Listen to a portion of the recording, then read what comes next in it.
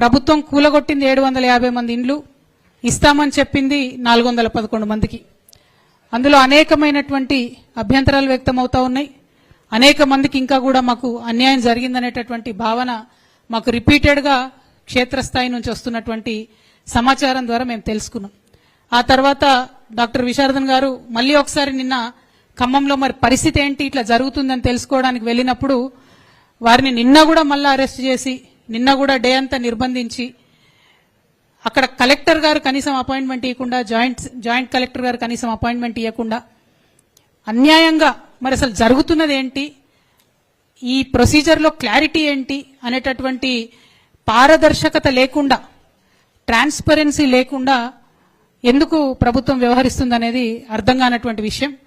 మరి ఏ ప్రభుత్వమైనా డెమోక్రసీలో ట్రాన్స్పరెన్సీ అనేది అత్యవసరం కాబట్టి ఆ ప్రభుత్వం నుంచి ఈ క్లారిఫికేషన్ రాబట్టాలన్న ఉద్దేశంతో మరి మేము ఆలోచిస్తున్నటువంటి సందర్భంలో జస్టిస్ చంద్రకుమార్ గారిని మేము సంప్రదించడం జరిగింది.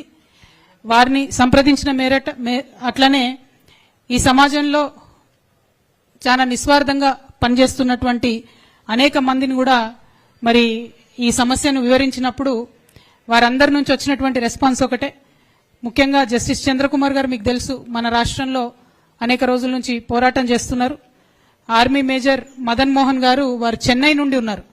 ఈ సంఘటన అంతా చూసి స్పందించి మరి అసలు ఈ విషయం ఏంటి మేము కనుక్కుంటాము అని చెప్పి వారు మమ్మల్ని కోరినప్పుడు మేము ఇంట్రెస్ట్ ఉన్నటువంటి వాళ్ళందరినీ కూడా మరి ఈ విషయం కనుక్కోనండి అని చెప్పి మేము వారిని సంప్రదించడం జరిగింది.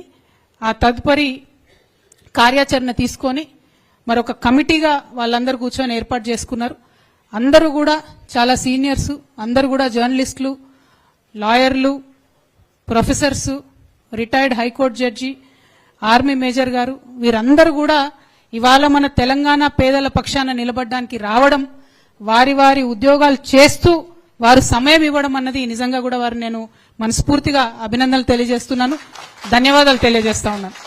ఎందుకంటే వారి సమయాన్ని వెచ్చించి ఈ తెలంగాణ పేద ప్రజలకు ఏదో చేయాలని వారు అనుకోవడం అన్నది నిజంగా కూడా ముదావహం. మరి దాన్ని ఆహ్వానిస్తూ వారికి ప్రభుత్వం సంపూర్ణంగా సహకరించాలని ఈ సందర్భంగా నేను డిమాండ్ చేస్తా ఉన్నాను.